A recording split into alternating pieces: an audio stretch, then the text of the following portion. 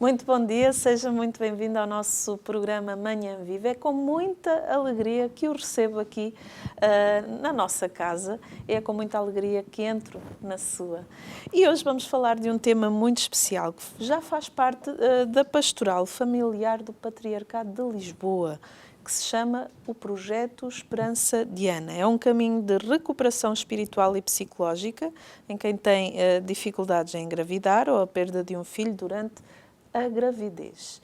E para isso tenho aqui a Ana, que veio conversar sobre este projeto, que é fundadora deste projeto connosco. Muito bom dia. Bom dia. Bem-vinda. Obrigada. E nós sempre começamos o nosso dia com um momento de oração, por isso estamos aqui de pé. E eu quero convidar a Ana a iniciar este momento. Do livro de Samuel. Seu marido dizia-lhe: Ana, por que choras? Por que não comes? Por que estás triste? Não vale para ti tanto como 10 filhos? E fez um voto dizendo: Senhor do Universo, se te dignares olhar para a aflição da tua serva e te lembrares de mim, se não te esqueceres da tua serva e lhe deres um filho varão, eu o consagrarei ao Senhor por todos os dias da sua vida, e a navalha não passará sobre a sua cabeça. Ele respondeu: Vai em paz, e o Deus de Israel te conceda o que lhe pedes. Ana respondeu: Que a tua serva mereça o teu favor. A mulher foi-se embora, comeu, e nunca mais houve tristeza em seu rosto. Nossa Senhora da Esperança, nós te veneramos e agradecemos a tua ternura e doce presença. Assim como outrora acompanhaste os primeiros discípulos do teu Filho, hoje seguia no nosso caminho. Aconchega todas as mães e pais, abençoa as grávidas e conforta os casais que desejam a graça de uma criança. Ilumina todos aqueles que ajudam na cura da doença e do sofrimento. Ampara os que estão na condição de doença. Fortalece e protege os seus cuidadores. Consola aqueles que fazem os seus lutos. Ensina-nos a navegar no mar da nossa vida. Leva-nos ao teu Filho Jesus Cristo. Amém. Em nome do Pai, do Filho e do Espírito Santo. Amém. E assim terminamos este momento de oração muito profundo. Já vamos ver do que é esta oração, como é que ela surgiu. Vamos continuar a nossa conversa aqui com a Ana. Vou convidá-la a sentar-se na nossa sala de estar. E, como sabe, os casos de Covid-19 têm aumentado no nosso país. Por isso, o que eu lhe tenho a dizer é que são questões preventivas. Vamos prevenir e proteger-nos a nós mesmos e proteger quem está à nossa volta. Fazendo a lavagem correta das mãos, desinfetando com álcool gel, usando a máscara devidamente, não debaixo do nariz, como eu vejo algumas pessoas,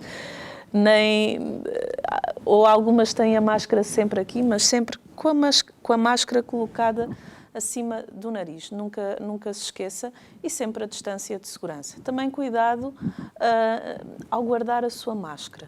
Não ande com ela no bolso, tenha um lugar e depois de a utilizar, deite-a fora. Não a deixe assim no chão, como eu já às vezes vejo máscaras pelo chão. Lembre-se de que há pais que têm crianças e que as crianças às vezes vão a correr pelas ruas e que a primeira coisa que veem elas já agarram. Então vamos cuidar uns dos outros, vamos cuidar de nós para ver se esta pandemia ela desaparece das nossas vidas.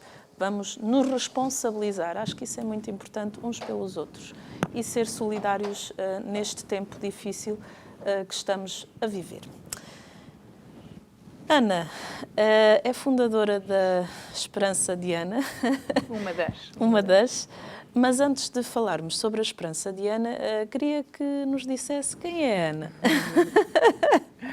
Muito bem. Sandra, antes de mais, queria agradecer o convite que nos foi dirigido, que me foi dirigido em nome da Esperança de Ana, e com muito gosto que aqui estou para falar deste projeto que nasce de uma vivência de dor, que quisemos que fosse transformada em mensagem de esperança e em mensagem de confiança para todos os pais que passam por aquilo, por situações idênticas às que nós passamos.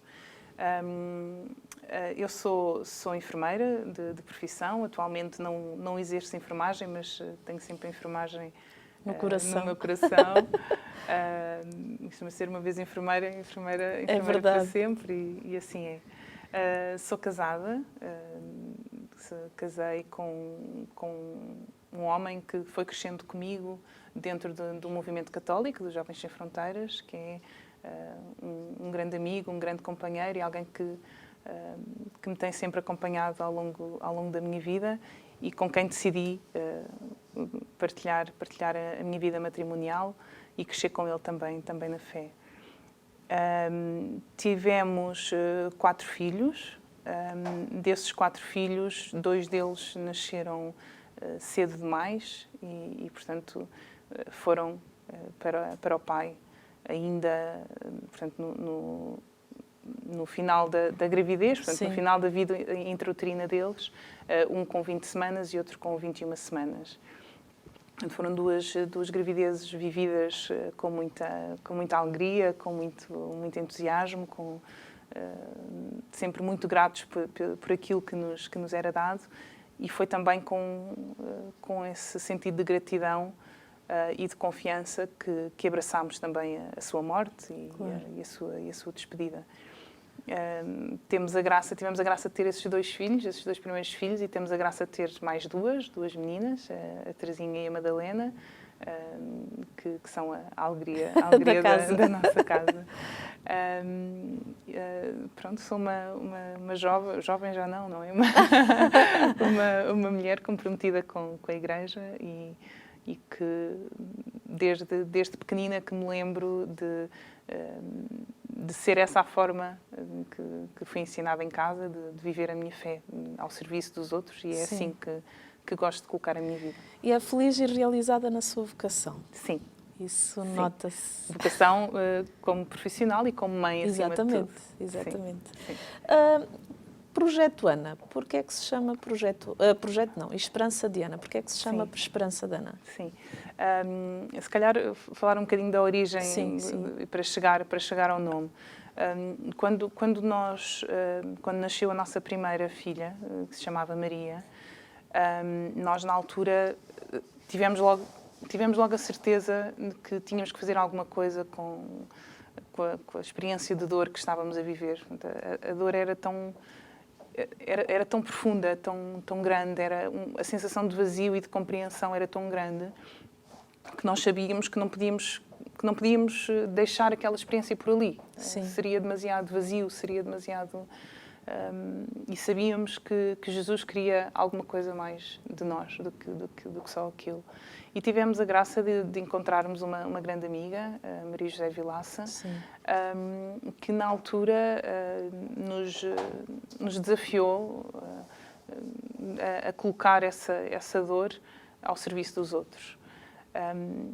Pôs-nos em contacto também com alguém que hoje é o nosso assistente espiritual, o Padre Jorge Anselmo, que por aqueles dias também tinha estado em contacto com uma amiga que tinha também vivido uma experiência idêntica, e então para todos nós fazia sentido, sentíamos que Deus queria alguma coisa de nós, ou queria que nós transformássemos esta experiência em alguma coisa positiva. E então acabámos por nos reunir e começar a desenhar o projeto e o Esperança, porque tínhamos a certeza de que um dos caminhos de recuperação espiritual que nós queríamos fazer com as pessoas que nos procurassem era o de reencontrarem ou ajudá-las a nunca perderem a esperança, não de que o seu projeto de vida se viesse a concretizar tal qual tinha sido desenhado pelo próprio, não é? Mas esperança naquele que é o projeto que Deus tem para nós. Sim. E quando a pessoa dá esse salto, quando a pessoa tem a ousadia de confiar e de se entregar, tudo fica mais claro, tudo fica muito mais simples. Não é? Portanto, daí a esperança. E esperança de Ana, porque precisamente esta leitura que acabámos de ler, do livro de Samuel, em que Ana precisamente pede a Deus que lhe conceda um filho e lavada em lágrimas, ajoelha-se e pede essa graça.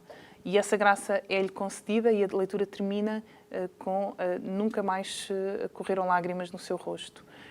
Aqui a mensagem pode parecer um bocadinho dúbia, porque pode parecer que aquilo que nós queremos transmitir às pessoas é que, colocando-nos em oração, colocando-nos aos pés de Deus, aquilo que é a nossa vontade, o nosso desejo, que é ser pais, não é? Claro. Se vem a concretizar. Mas não é isso que nós queremos transmitir. Aquilo, como eu disse, não é? Mas é esta confiança, esta esperança de que Deus estará ao nosso lado, que não estamos a viver esta experiência de vida, de luto, sozinhos. Não é? Portanto, esta é a razão do nome. Vocês promovem retiros. Como é que se organizam esses retiros? Não são só retiros que nós organizamos. Os retiros nós gostamos de dizer que é quase como que, no fundo, o culminar de um percurso, de um caminho, não é? Nos retiros, aquilo que nós propomos às pessoas, sejam casais ou mães, pais, avós, portanto, qualquer pessoa que tenha sido tocada por uma experiência ou de ter perdido um bebê durante a gravidez ou de não conseguir conceber, aquilo que nós propomos é precisamente um caminho idêntico àquilo que é o caminho de Jesus até à cruz. Sim. Portanto, as várias etapas que nós vamos vivendo, é um retiro no fim de semana, de sexta a domingo ou de sábado a domingo, e as etapas que nós vamos propondo e vivendo com as pessoas são etapas precisamente primeiro de reconhecimento daquilo que se viveu, Sim. De reconhecimento daquilo que estamos a sentir, porque para muitas pessoas, e para nós também passámos por isso, é muito difícil numa fase inicial conseguir verbalizar aquilo que se sente ou até conseguir dar nome àquilo que se está a sentir. Sim, sim. Porque precisamente muitas das pessoas nos dizem, e nós sentimos isso também, que a vivência de um luto pela perda de um filho durante a gravidez é quase como um luto clandestino. Sim. Porque ninguém viu aquele ser, a não ser nós, não é? E, portanto, é como se não tivesse existido, não é? E, portanto, estas pessoas têm muita dificuldade em conseguir, por um lado, identificar por palavras, reconhecer por palavras aquilo que viveram e aquilo que estão a sentir. Portanto, esta é a primeira etapa. Sim.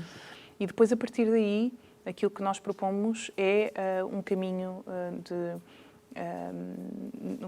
de aceitação. Da aceitação da vida daquelas crianças, portanto, o reconhecimento daquelas crianças como suas filhas, que é uma etapa sempre muito emotiva do retiro, não é? Mas que é essencial para que depois haja, de facto, um processo de aceitação, de reencontro consigo próprio, e até às vezes com o companheiro, com o esposo ou com a esposa, não é? Isto porque muitas vezes numa vivência tão dolorosa o próprio casal acaba por sofrer, não é? Por sofrer algum impacto. Ficam às vezes uma lacuna ou fecham-se. Sim, muitas vezes mais a mulher acaba por se fechar e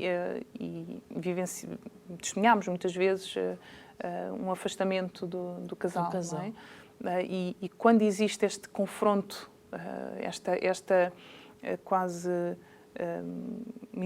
obrigatoriedade de pôr em palavras aquilo que se sente, de pôr em palavras aquilo que se viveu, de relembrar alguns momentos que tenham sido marcantes, ou pela positiva ou pela negativa, não é? A maior parte das vezes momentos traumatizantes, são essenciais para que depois haja de facto uma capacidade da pessoa se libertar e aceitar fazer o resto do caminho.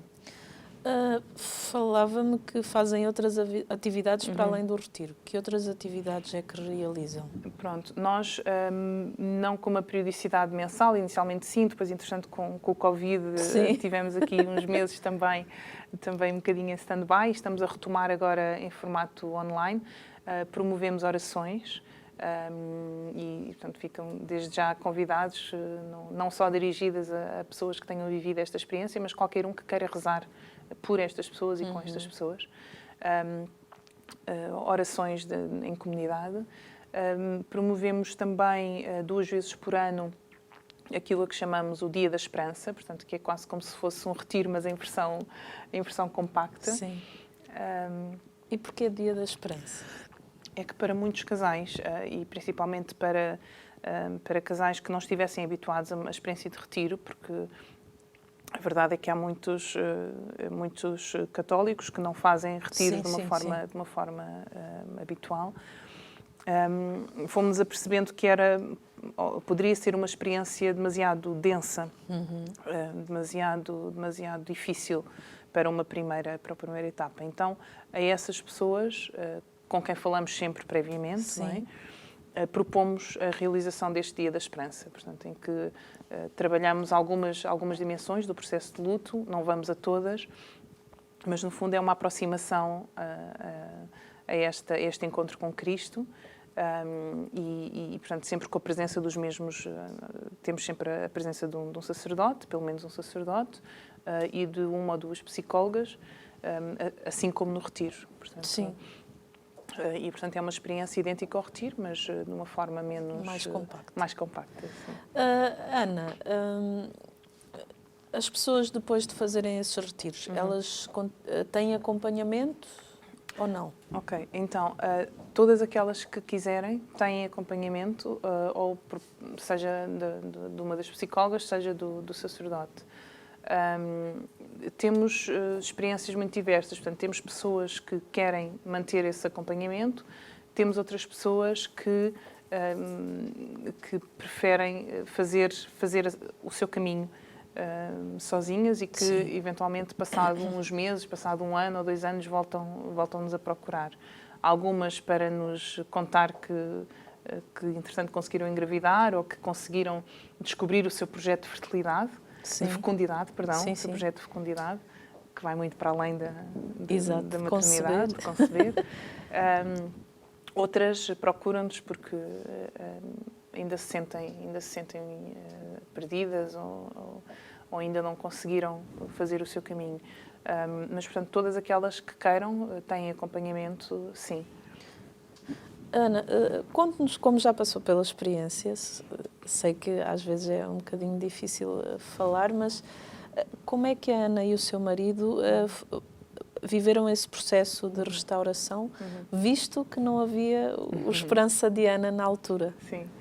É interessante fazer essa pergunta, Sandra, porque foi precisamente por sentirmos necessidade de fazer esse processo de restauração que quisemos avançar com este projeto. Na altura, e falo quando nasceu a nossa primeira filha, procurámos. A primeira casa onde fomos bater foi à igreja, obviamente, claro. Não é? E não encontramos resposta. Na altura, custou-nos muito, mesmo por parte de sacerdotes que nos são próximos, que são nossos amigos, que não têm a culpa, não é? Mas realmente não... é muito difícil abordar este tema, é muito difícil, às vezes, encontrar as palavras certas que possam suportar estas pessoas. E nós sentimos muito isso, portanto... Tivemos muitas pessoas, muitos sacerdotes e amigos que nos procuraram e que nos abraçaram e que estiveram connosco em silêncio, o que muitas das vezes é a melhor forma de estar. É verdade. Mas, de facto, não encontramos uma resposta para conseguir, que nos ajudasse a fazer esse caminho. Sim. E sentimos-nos perdidos, sozinhos, sem perceber bem o que é que... Na altura, o que nós dizíamos, o que nós questionávamos era: mas porquê a nós? Sim. Porquê que isto nos aconteceu a nós? E porquê agora? Quer dizer, já vivíamos o 5º mês de gravidez, portanto, uma gravidez já avançada. E estava a correr bem. Mais ou menos, Sim. portanto, nós já as coisas, nenhuma das nossas gravidezes correu Sim, linearmente, sim. portanto, mas pronto, enfim, a esperança nunca, Claro, a esperança nós mantínhamos-la sempre, não é? Hoje, olhando para trás, vejo que havia sinais, sinais fisiológicos que, Claro. que faziam, enfim, que faziam prever o desfecho, mas a pessoa não sabe, Claro. não é? Uma primeira gravidez, a pessoa não faz ideia. E falar para as pessoas, por mais que nós sejamos profissionais de saúde, uma Não, coisa é na teoria, outra coisa é na prática, sim, precisamente. é engravidar, e aí o profissional de saúde fica de lado, Sim. porque é a Ana, não é a enfermeira, é a Ana, é a pessoa da Ana, do marido que estão ali, que tem as suas emoções, os seus sentimentos, o que se vai desenrolando. Então, só deixando este parênteses, porque podem pensar, então, mas era profissional de saúde, mas não tem nada a ver uma coisa com a outra. Sim, são experiências, São experiências muito diferentes. Ana, como é que é? Tiveram o primeiro filho, depois aconteceu com o segundo. E o projeto da Esperança de Ana nasceu... O projeto da Esperança de Ana começou a ser pensado em 2004. Sim, sim. Portanto, depois da nossa primeira filha. E foi sendo desenhado, entretanto nasceu o nosso segundo filho também com 20 semanas. Portanto, tivemos a aprovação, o apadrinhamento da Pastoral da Família ainda antes do nascimento do nosso segundo filho, e o primeiro retiro que fizemos já tínhamos a nossa terceira filha connosco. Portanto, ela nasceu em setembro e o primeiro retiro foi em janeiro. Portanto, no fundo, nós costumamos dizer que foram vários nascimentos que foram acontecendo, e a Esperança de Ana foi um deles também, mas que foram acontecendo paralelamente. A Ana, juntamente com o seu marido, porque não dá só para falar de um, são os dois, foram um casal de esperança. E são. Assim queremos ser, portanto, achamos que nem sempre somos, obviamente, e ainda agora, quando vivemos esta quarta gravidez, também uma gravidez muito difícil, e passámos por momentos difíceis e de desespero, e de tristeza e de medo, não é? Eu acho que é importante as pessoas também terem consciência disso. Não é por se conseguir arranjar estratégias para lidar com a dor que não passamos por ela. Sofrer, não é? exatamente. Que não passamos por ela, não é? Isto não fazemos magia. Não é? Claro. Mas tentamos ser um casal de esperança. E o sentido, a partir do momento em que se começa a trilhar esse caminho, também o sentido que se dá à dor e às situações, ele começa a ser diferente. Sim, precisamente. Sim, isso que diz, Sandra, de facto é verdade, porque a forma como nós vivemos as gravidez a partir do segundo filho foi totalmente diferente da forma como vivemos a primeira gravidez. Portanto, qualquer situação de alerta, uma perda de sangue que tínhamos, uma dor, uma ida às urgências, eram vividas já de uma forma, obviamente com receio, mas numa entrega total e genuína. E digo isto de coração. Sim. E foi assim que foi vivida cada uma das gravidezes. E, de facto, como nos diz o Evangelho, é mesmo assim, não é? Nós, quando nos entregamos nos braços de Jesus, é tudo muito mais fácil. É verdade. É tudo muito mais fácil. Eu lembro-me quando engravidei que eu dizia, olha, Jesus, é teu. Fiz aquilo que tinha que fazer, não é? Mas é teu, estou dependente totalmente de ti. E é importante viver essa dependência de Deus, estar totalmente entregue nas mãos dele. Deixa-me só dizer uma coisa, Sandra, porque acho realmente importante falar sobre isto. É tão importante essa consciência de que, para já, aquela vida que nasce não é nossa. Exato. E que não estamos sozinhos, porque de facto, não digo em 100% dos casos, mas a grande maioria dos casais que nos procuram, das mulheres, dos homens que nos procuram, em algum momento vivem o sentimento de culpa. Sim, sim. É interessante porque, apesar de ter sido uma perda, não é? Uma perda gestacional, portanto não foi um aborto provocado, e isto era um dos pontos que nós refletíamos quando preparámos os retiros inicialmente. Vale a pena abordar a culpa? Não vale a pena abordar a culpa? E claro que sim, porque efetivamente, e principalmente as mães, questionam-se muitas vezes: será que foi porque eu fui à rua e não devia ter ido? Ou será que foi porque eu peguei num peso e não devia ter pegado? Ou será que... portanto, esta dimensão da culpa está muito presente. E, de facto, quando temos coragem de entregar, como a Sandra diz, não é? As coisas tornam-se muito mais fáceis. E mais leves. E mais leves. Chegamos ao fim da nossa primeira parte do nosso programa. Vamos para um brevíssimo intervalo e já voltamos. Até já.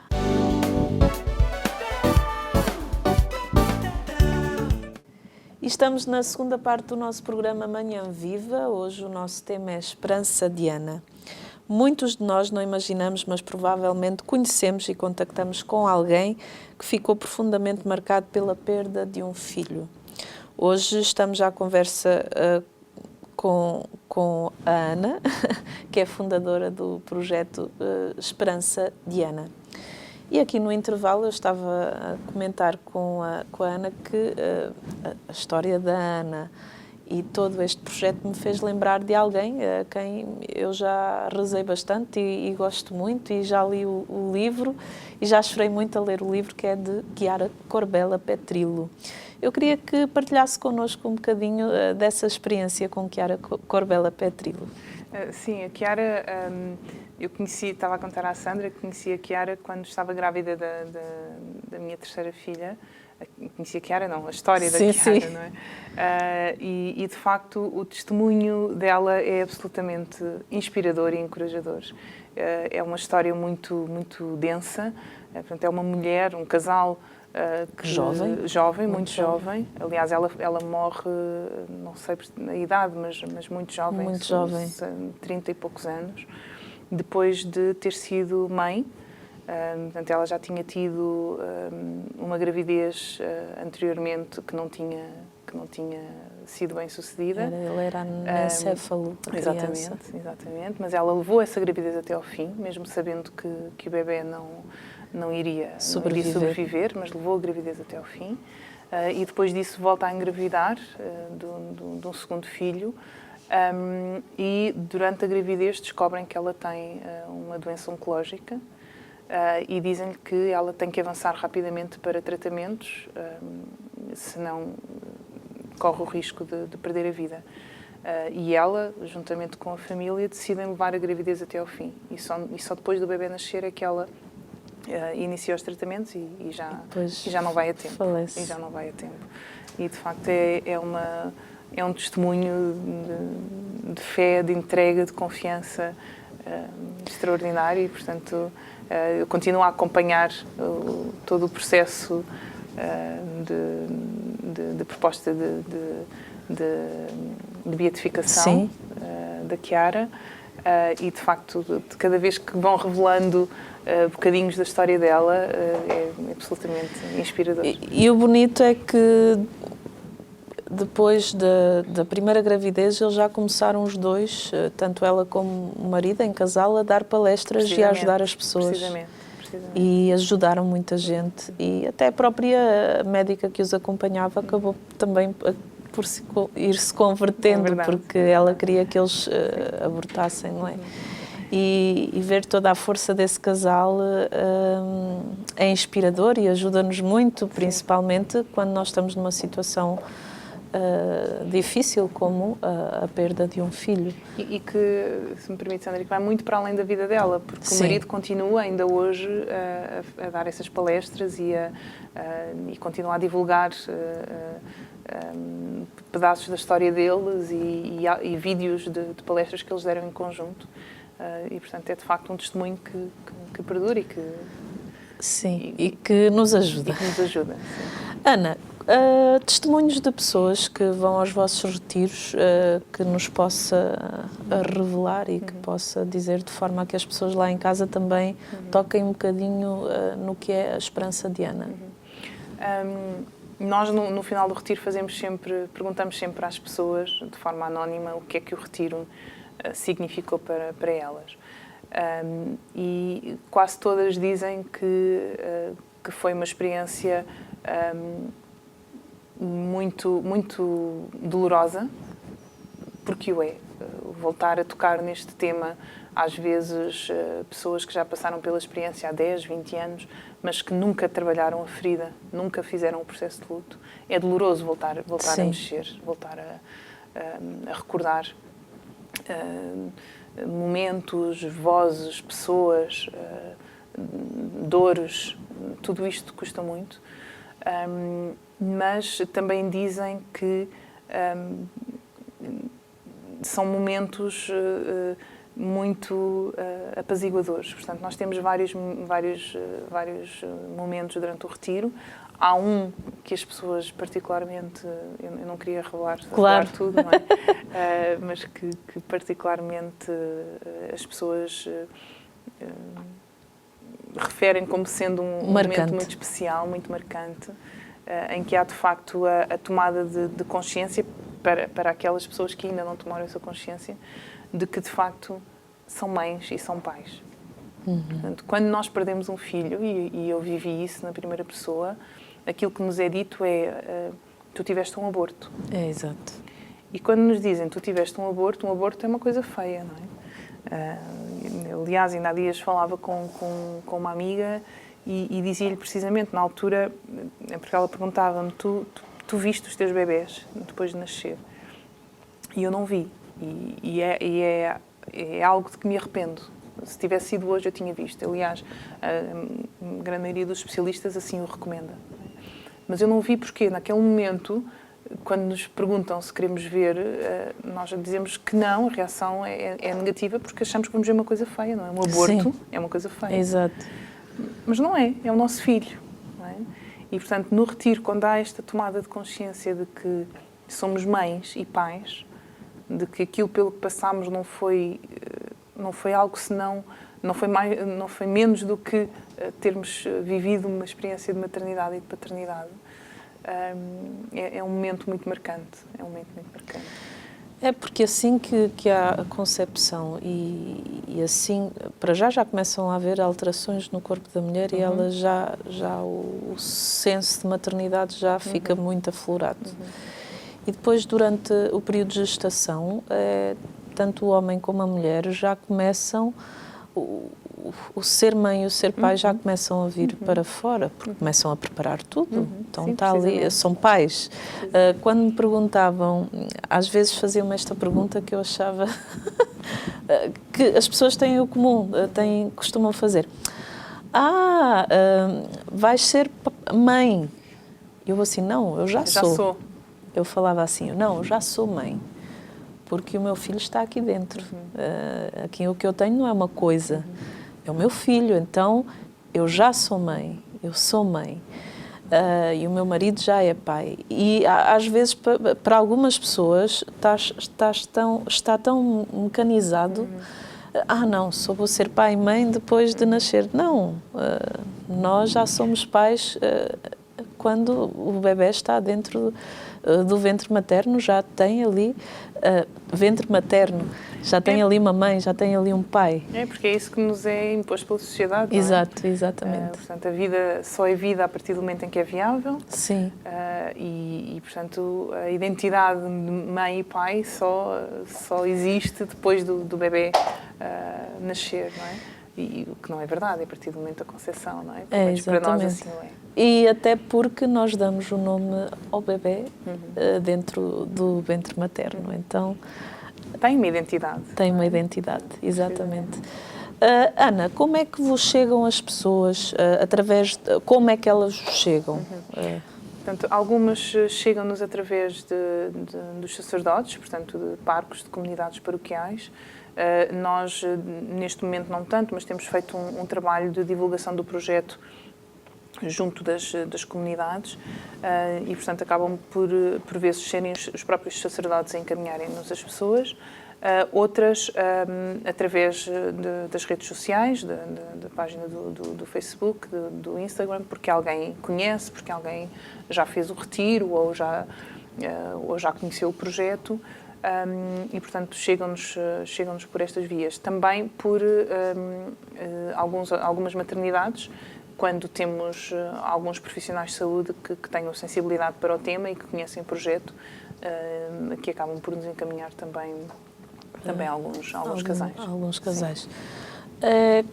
Como é que as pessoas chegam até vós? Chegam com feridas muito, muito, muito profundas e grandes? Como é que... Sandra, é difícil dizer isso logo num primeiro contacto, não é? Portanto, mas a verdade é que quando nos vamos conhecendo, algumas pessoas vamos trabalhando com elas já antes do retiro, mas a grande maioria só conhecemos mesmo no retiro. De facto, vamos descobrindo que as feridas são muito profundas, algumas delas a própria pessoa ainda nem tomou consciência delas. Não é? Aquilo que as pessoas muitas vezes procuram precisam de voltar a sentir paz, precisam de voltar a sentir-se apaziguados consigo próprios e com a sua história. E por vezes nem sabem bem o que vêm à procura. Vocês trabalham com as mães, né? Mas também com os maridos. Há uma diferença? Há uma diferença, sim. São poucos os maridos que ousam, pelo menos logo no primeiro dia, chorar. Sim, sim, sim. E mais uma vez é uma instituição social, não é? Que o marido é rocha e, portanto, claro, como rocha não pode quebrar e o que não é verdade. Sim. Mas é diferente, sim, porque, como eu disse há pouco, Sandra, estes lutos são muitas vezes vividos de forma isolada e muitas vezes o casal acaba até por se distanciar, porque a mulher vive o luto à sua maneira e o homem vive o luto de uma forma diferente, não é? A mulher tende a verbalizar mais aquilo que sente, de uma forma geral, ao passo que o homem tende a estar mais presente, a ser o suporte da mulher e a não verbalizar, não chorar, e, portanto, sem dúvida, a experiência é diferente. E a forma até, muitas vezes, como vivem a própria gravidez, também determina a forma como depois vivem a perda dessa gravidez. Não é? O seu marido também participa? Sim. Portanto, somos os dois. Os dois? Sim. É um projeto que não é nosso, obviamente, sim, claro, mas é claro. um projeto no qual estamos envolvidos os dois a 100%. Como é que fica o vosso coração mediante tudo aquilo que vocês já passaram e ver que hoje, graças a Deus, tem um projeto que é a Esperança de Ana, que ajuda esses casais, que ajuda essas mulheres, que ajuda esses homens a superarem toda esta dor, porque é uma dor profunda que só entende quem passa por ela. Como é que fica o vosso coração? Porque vocês não tiveram tanto essa ajuda, mas a providência foi-vos encaminhando até à Esperança de Ana. Como é que fica o vosso coração ao verem esta reabilitação destes casais e, se calhar, muitos casamentos até se salvam por causa da Esperança de Ana? Eu gostava de poder dizer que era só com um grande sentido de gratidão, mas mais do que isso é com um grande sentido de responsabilidade, não é? Porque nós temos consciência, hoje temos a consciência de que termos tido a ousadia de levar à frente este projeto traz uma grande responsabilidade, não é? Não podemos abandonar estes casais, não podemos abandonar o projeto e, portanto, sabemos que a seguir a nós outros virão, com certeza, mas que é algo que nos irá acompanhar ao longo da nossa vida. E ficamos com o coração grato, acima de tudo, não só por termos tido a bênção de conseguir discernir o caminho que Deus queria para nós. Sim. E por termos a graça de podermos colocar a nossa vida ao serviço de outros casais que passam pela mesma experiência do que nós. A doutora Maria José Vilaça, há pouco tempo, esteve aqui a falar sobre a vinha de Raquel. Qual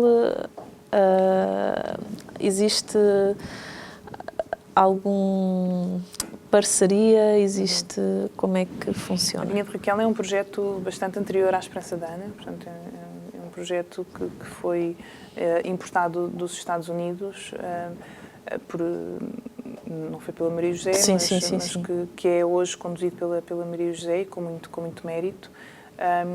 E como eu disse há pouco, foi ela que nos impulsionou a avançar com este projeto, dirigido a um público diferente, mas com as mesmas bases. Portanto, no fundo, nós fomos beber muitos dos princípios e até algumas das metodologias utilizadas no retiro à Vinha de Raquel. Distanciamos-nos depois, porque de facto as pessoas são diferentes e o que as traz ao retiro são questões diferentes, mas muitas vezes a própria Vinha de Raquel encaminha-nos casais que procuram a Vinha de Raquel, mas que não viveram uma experiência de aborto provocado, que é Claro. o público a que se dirige a Vinha de Raquel, Sim. mas sim um aborto espontâneo e que, portanto, acabam por ser encaminhados pela equipa da Vinha. Então há essa parceria. Sim, de uma certa forma podemos dizer que sim. Ana, quem está lá em casa e que viveu alguma situação semelhante, que passos é que precisa dar para chegar até vós? Muito poucos. Portanto, basta ter um telemóvel e procurar Esperança de Ana, que aparece logo o nosso website, embora a página que esteja mais completa e que é mais atualizada é a página do Facebook e agora recentemente do Instagram. Lá podem ver também os nossos contactos, temos o contacto e-mail e o contacto telefónico. É um telefone que está disponível 24 horas. Isso é interessante. E que vai estando com vários elementos da equipa, sempre que seja necessário, são encaminhados para uma das psicólogas ou para o sacerdote. E portanto, é muito simples chegar até nós. Aquilo que eu gostaria de dizer a essas pessoas é que não tenham medo, não tenham vergonha.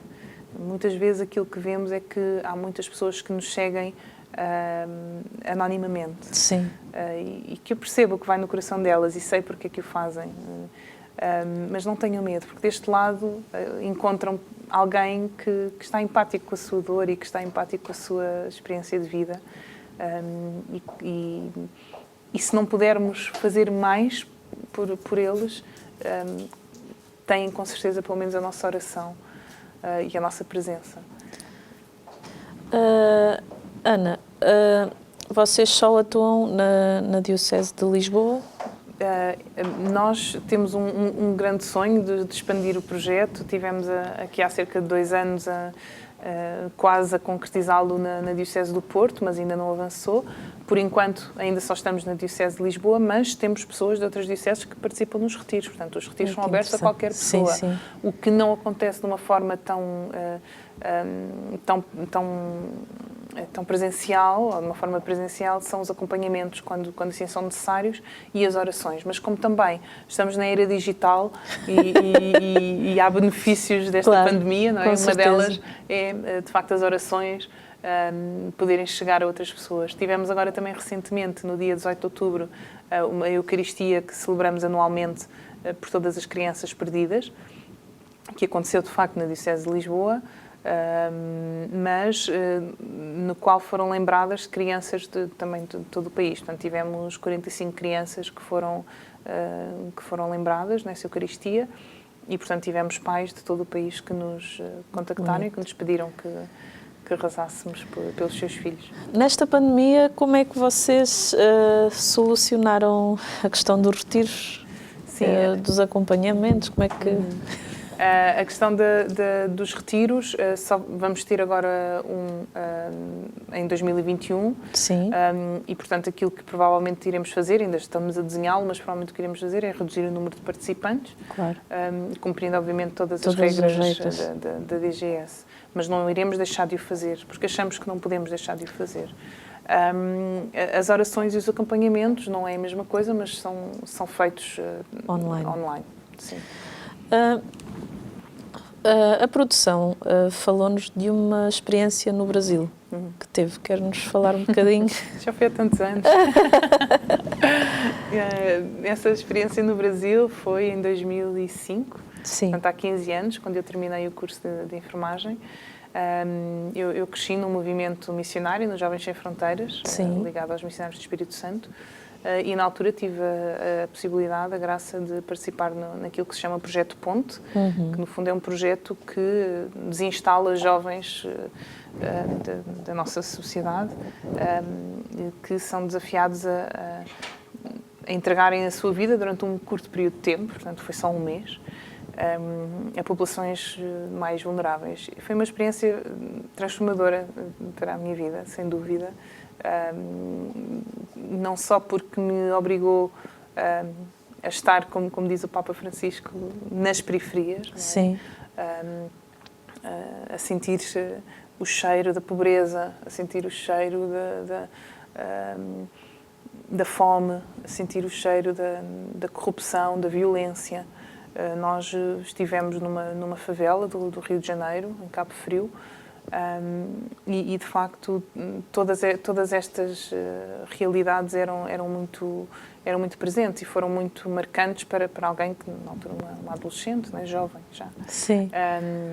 Mas portanto no projeto tínhamos pessoas desde da área da saúde, da área da educação, e o projeto foi desenhado, dirigido à comunidade paroquial. Trabalhámos com atores da comunidade, junto de populações mais vulneráveis, na área da saúde, na prevenção no rastreio e a prevenção de doenças cardiovasculares, na gestão de uma pequena farmácia da paróquia, na avaliação nutricional das crianças bebés, crianças e jovens daquela comunidade, que viviam de facto algumas em situações de risco. Depois tínhamos uma equipa dirigida à área da educação e, portanto, trabalhámos diretamente não só com catequistas e educadores da comunidade, mas também das escolas que pertenciam à paróquia. E tínhamos uma dimensão importante de evangelização, portanto, trabalhando junto dos jovens, dos catequistas, dos vários animadores paroquiais. E de facto foi uma experiência incrível, não só pelo grupo com quem estive, portanto quem nos acompanhou foi o Padre Tony Neves, e todos os jovens que ainda hoje são pessoas, alguns deles que crescem comigo e com quem continuamos a partilhar também experiências de fé e de missão. São experiências que nos ajudam a caminhar na nossa fé, a aprofundar a nossa fé e a tornar-nos homens e mulheres melhores, e uns bons cidadãos e uns bons cristãos. Isso é muito importante. Ana, o que dizer para quem está lá em casa? Estamos na reta final do nosso programa. O que falar às pessoas? Então, a primeira coisa que eu queria dizer é que não estão sozinhos, que a perda de um filho não acontece só assim. Nós sabemos que mais de 25% das gravidezes, infelizmente, terminam com a perda do bebê. Queria dizer que não é de todo, deixe-me utilizar mesmo este termo, não é de todo irracional sentirmos que aquilo que perdemos foi um filho, porque foi de facto um filho. É normal sentir-se dor, é normal sentir-se raiva, é normal sentir-se desespero, sentir-se incompreendido, sozinho. É normal não conseguir, numa fase inicial, estar com outras mulheres grávidas. É normal não conseguir ouvir o choro de uma criança. É normal achar que nunca mais ou que nunca vai conseguir ser mãe ou ser pai ou sequer estar com crianças por perto. Tudo isto é normal e são fases pelas quais é importante passarmos. E queria deixar uma mensagem de esperança, que não só dizer que nós estamos aqui, mas também quando se sentirem sozinhos, quando se sentirem desesperança, não se isolem, procurem num amigo ou em alguém que eventualmente tenha passado pela mesma situação, procurem pelo menos a presença, nem que seja, como eu disse há pouco, uma presença silenciosa, um abraço, mas não se isolem. É importante, nós sabemos que precisamos uns dos outros e que às vezes a experiência de um ajuda-nos a superar os nossos sofrimentos e a dar um outro sentido. Ana, muito, muito obrigada pela sua partilha, por este projeto, obrigada a si, obrigada ao seu marido e ao resto da equipa, mas pronto, especialmente a vocês que passaram pelo que passaram, mas conseguiram ver a mão de Deus em todas as coisas e abandonaram-se nas suas mãos e estão a realizar a sua santa vontade. Isso é que é muito bonito de contemplar. E a si que está aí desse lado, muito obrigada pela sua companhia. Acompanhe a nossa programação. Se quiser acompanhar o nosso programa ou ver o nosso programa de novo, pode vê-lo através do nosso YouTube. Ou então, caso haja um amigo que não tenha a TV Canção Nova, também pode dizer, olha, no YouTube tem lá o programa. Então, e caso conheça alguém que tenha vivido esta situação e que precise de ajuda, já sabe que pode dirigir-se à Esperança de Viana. Não perca a esperança, isso é muito importante, nós termos o nosso coração cheio de esperança. Até ao próximo programa, se Deus quiser.